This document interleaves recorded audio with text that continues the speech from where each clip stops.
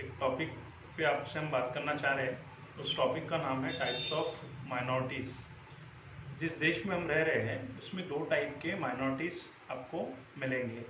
पहला माइनॉरिटीज़ जो national minority commission 92 के बेस पर गवर्नमेंट ने डिक्लेयर किया है वो है रिलीजन के बेस पर माइनॉरिटीज़, जिसमें मुस्लिम, जैन, सिख, बौद्धिस्ट, क्रिश्चियन, पारसी और महाराष्ट्र में ज्यूश को ऐड किया गया है।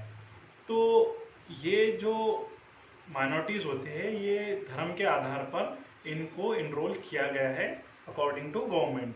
उसके बाद में जो दूसरी टाइप माइनॉरिटी की होती है वो होती है लिंग्विस्टिक माइनॉरिटी, यानी ज़बान के बेस पर जो ज़बान बोली जाती है उसके बेस पे, जैसे हिंदी माइनॉरिटी, तेलुगु माइनॉरिटी या मराठी माइनॉरिटी। अलग अलग बेस पर आप देख सकते हैं कि माइनॉरिटीज़ का पाया जाना होता है।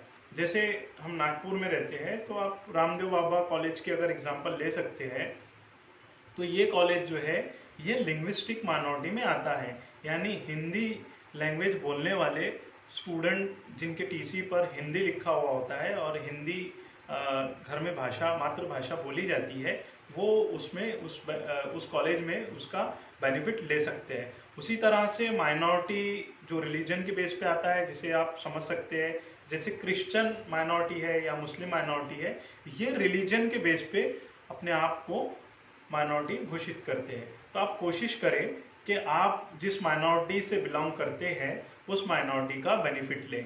मैक्सिमम मेरे इस वीडियो को देखने वाले मुस्लिम्स होते हैं, तो वो अपने बच्चों का या अपने घर में पढ़ रहे जो स्टूडेंट्स हैं उनका टीसी में मातृभाषा जो है उर्दू लिखाते हैं।